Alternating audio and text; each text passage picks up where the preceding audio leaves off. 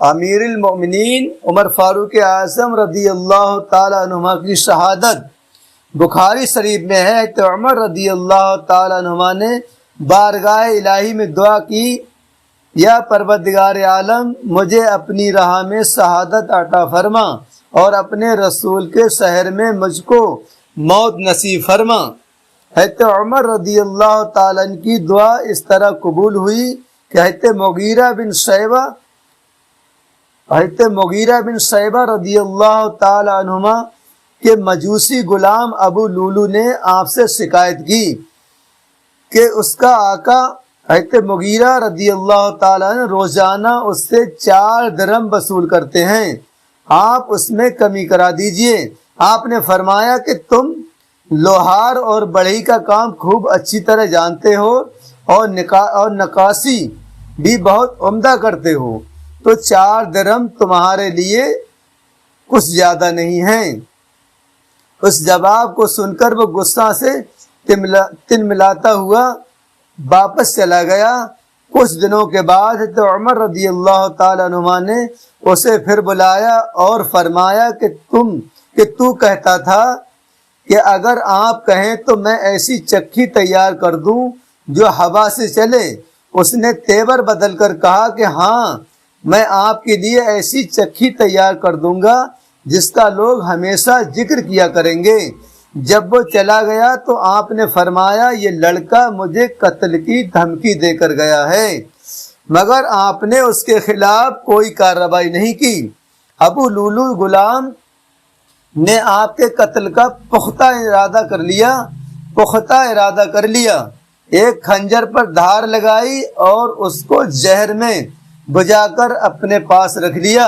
حضرت عمر رضی اللہ تعالی نے فجر کی نماز کے لیے مسجد نبوی شریف میں تشریف لے گئے، اور ان کا طریقہ تھا کہ وہ تکبیر تحریمہ سے پہلے فرمایا کرتے تھے کہ صفیں سیدھی کر لو۔ یہ سن کر ابو لولو آپ کے بالکل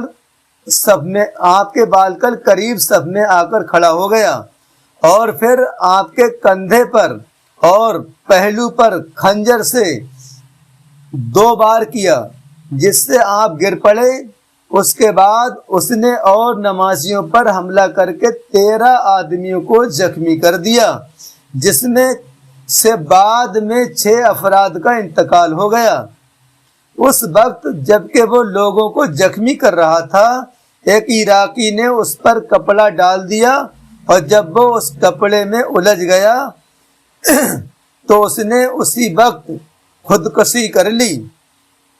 چونکہ اب سورج نکلنا ہی چاہتا تھا، اس لیے عبد الرحمن بن عوف رضی اللہ تعالی نے 2 مختصر صورتوں کے ساتھ نماز پڑھائی، اور حضرت عمر رضی اللہ تعالی کو آپ کے مکان پر لائے۔ پہلے آپ کو نبیذ پلائی گئی جو زخموں کے راستے باہر نکل گئی، پھر دودھ پلایا گیا مگر وہ بھی زخموں سے باہر نکل گیا۔ کسی شخص نے آپ سے کہا کہ آپ اپنے فرزند عبداللہ کو اپنے بعد خلیفہ مقرر کر دیں۔ آپ نے اس شخص کو جواب دیا کہ اللہ تعالیٰ تمہیں غارت کرے، تم مجھے ایسا غلط مشورہ دے رہے ہو جسے اپنی بیوی کو صحیح طریقے سے طلاق دینے کا بھی سلیقہ نہیں ہو، کیا میں ایسے شخص کو خلیفہ مقرر کر دوں؟ پھر آپ نے حضرت عثمان، حضرت علی، حضرت طلحہ، حضرت زبیر، حضرت عبد الرحمن بن عوف اور حضرت سعد رضی اللہ تعالی عنہما کے انتخاب خلیفہ کے لیے ایک کمیٹی بنا دی، اور فرمایا کہ انہی میں سے کسی کو خلیفہ مقرر کیا جائے۔ اس کے بعد آپ نے اپنے صاحبزادہ حضرت عبداللہ سے فرمایا بتاؤ ہم پر کتنا قرض ہے۔ انہوں نے حساب کر کے بتایا کہ تقریباً 86,000 قرض ہے۔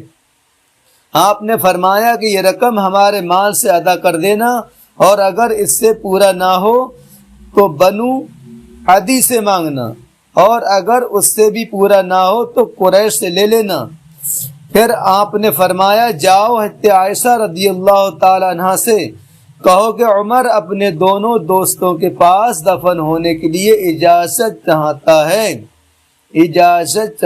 ہے حضرت عبداللہ بن عمر ام الہات المومنین حضرت عائشہ رضی اللہ تعالی عنہا کے پاس گئے اور اپنے باپ کی خواہش کو ظاہر کی۔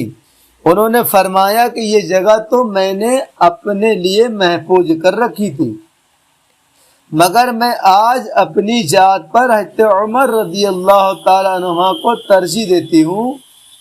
جب آپ کو یہ خبر ملی تو آپ نے ان کا شکریہ ادا کیا۔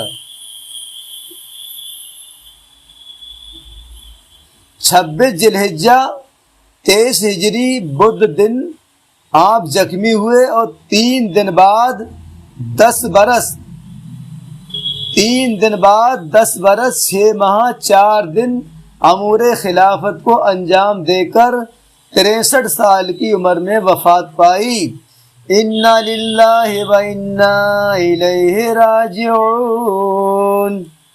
وہ عمر جس کے عادا پہ شیدا سکر، وہ عمر جس کے عادا پہ شیدا سکر، خود اس خدا دوست حضرت پہ لاکھوں سلام، اس خدا دوست حضرت پہ لاکھوں سلام۔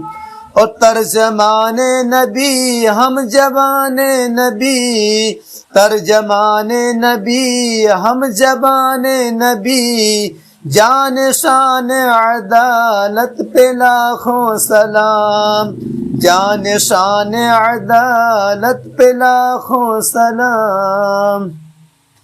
حضرت عروہ بن زبیر رضی اللہ تعالی عنہ سے روایت ہے کہ خلیفہ ولید بن عبد الملک کے زمانہ میں جب روضہ منورہ کی دیوار گر پڑی اور لوگوں نے اس کی تعمیر 87 ہجری میں شروع کی تو بنیاد کھودتے وقت ایک قدم گھٹنے تک ظاہر ہوا تو سب لوگ گھبرا گئے اور لوگوں کو خیال ہوا کہ شاید یہ رسول اللہ صلی اللہ تعالی وسلم کا قدم مبارک ہے، اور وہاں کوئی جاننے والا نہیں ملا۔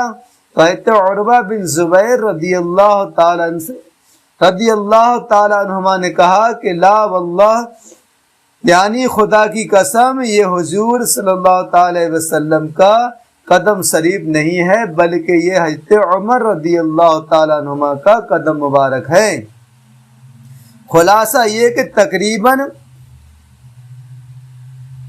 46 برس کے بعد حضرت عمر رضی اللہ تعالیٰ عنہ کا جسم مبارک بدستور سابق رہا، اس میں کسی قسم کی تبدیلی نہیں ہوئی اور نہ کبھی ہوگی۔